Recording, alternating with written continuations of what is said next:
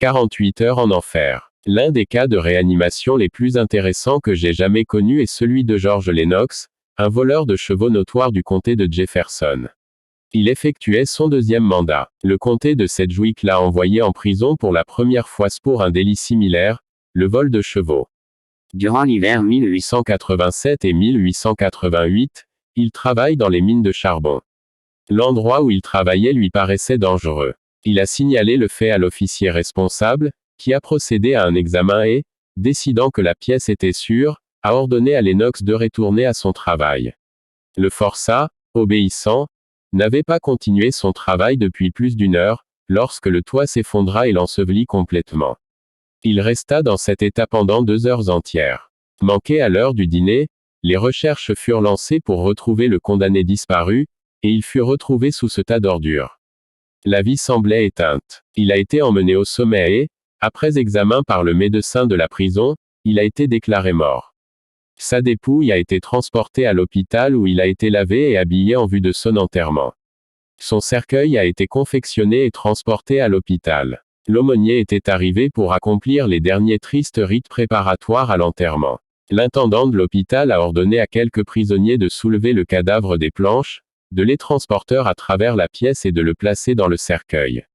Ils obéirent, l'un en tête, l'autre au pied, et étaient à peu près à mi-chemin de la pièce lorsque celui qui était en tête trébucha accidentellement sur un crachoir, perdit l'équilibre et laissa tomber les cadavres.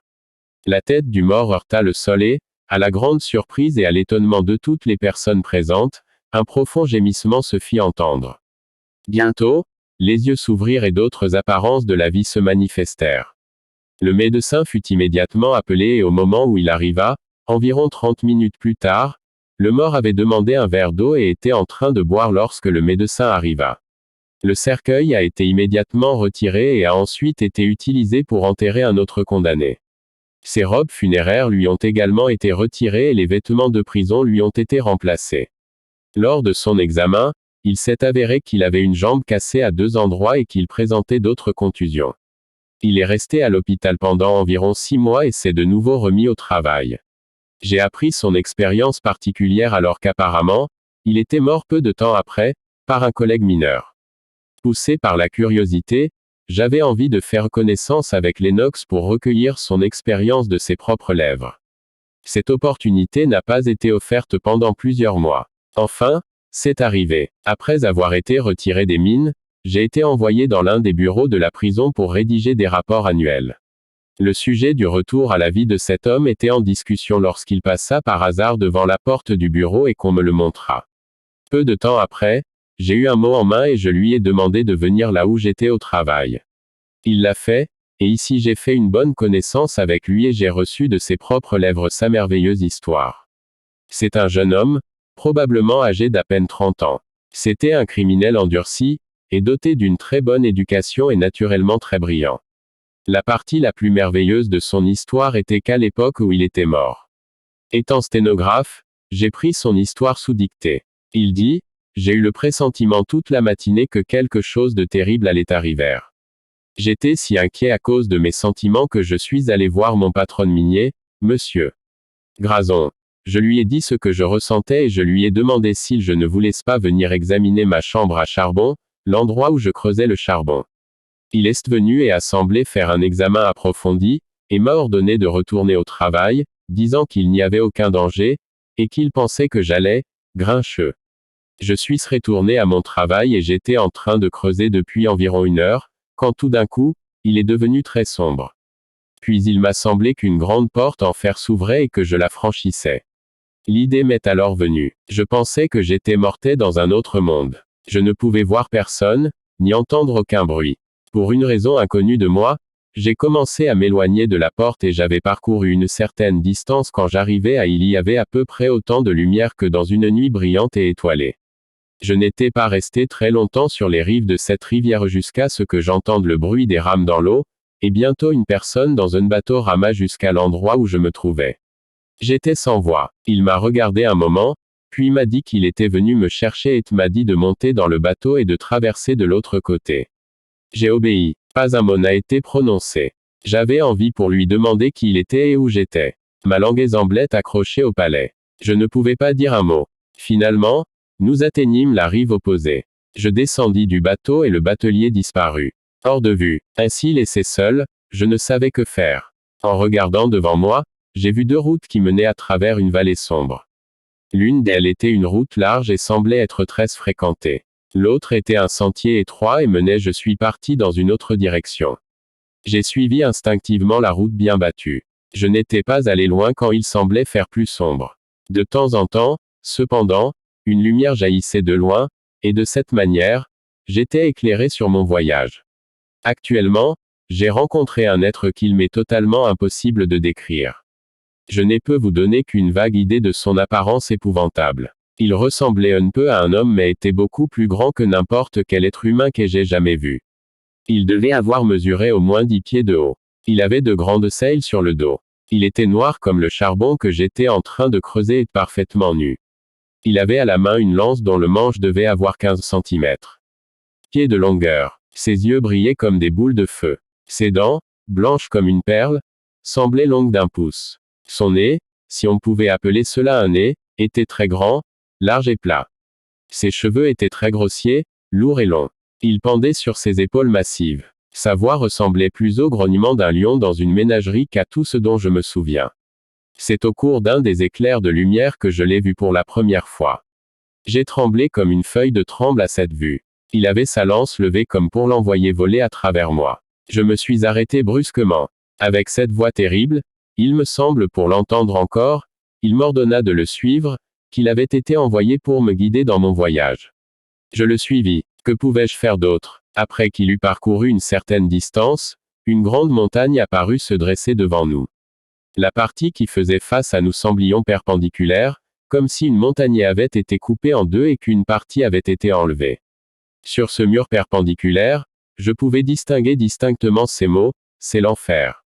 Mon guide s'approcha de ce mur perpendiculaire et, avec le manche de sa lance, donna 3 coups bruyants. Une grande porte massive s'ouvrit en arrière et nous passâmes. On me conduisit ensuite à travers ce qui semblait être un passage à travers cette montagne. Pendant quelque temps, nous avons voyagé dans l'obscurité égyptienne. J'entendais le pas lourd de mon guide et je pouvais ainsi le suivre. Tout au long du chemin, j'entendais de profonds gémissements comme ceux d'un mourant. Plus loin, ces gémissements augmentaient et je pouvais distinctement j'entendis le cri de l'eau, de l'eau. J'arrivais maintenant à une autre portée, en passant, j'entendais, semble-t-il, 1 million de voix au loin, et le cri était pour de l'eau, de l'eau. Bientôt une autre grande porte s'ouvrit à l'entrée. Je frappai de mon guide, et je découvris que nous savions traverser la montagne et qu'une vaste plaine s'offrait maintenant à moi. À cet endroit, mon guide m'a laissé pour diriger d'autres esprits perdus vers la même destination. Je suis resté quelque temps dans cette plaine ouverte, lorsqu'un être un peu semblable au premier est venu vers moi, mais au lieu d'une lance, il avait une énorme épée. Il est venu me parler de mon destin futur. Il a parlé d'une voix qui a fait horreur à mon âme. Tu es en enfer, dit-il, pour toi, tout espoir s'est enfui.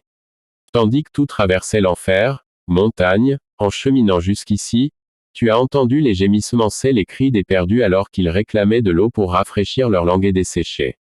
Le long de ce passage, il y a une porte qui s'ouvre sur l'étang de feu. Césera bientôt ton destin, avant que tu ne sois conduit à ce lieu de tourment pour ne jamais en ressortir, car il n'y a aucun espoir pour ceux qui y entrent.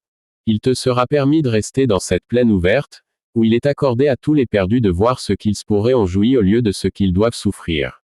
Avec cela, je suis resté seul. Je ne sais si c'était le résultat de l'effroi terrible que j'avais traversé, mais maintenant je suis devenu stupéfait.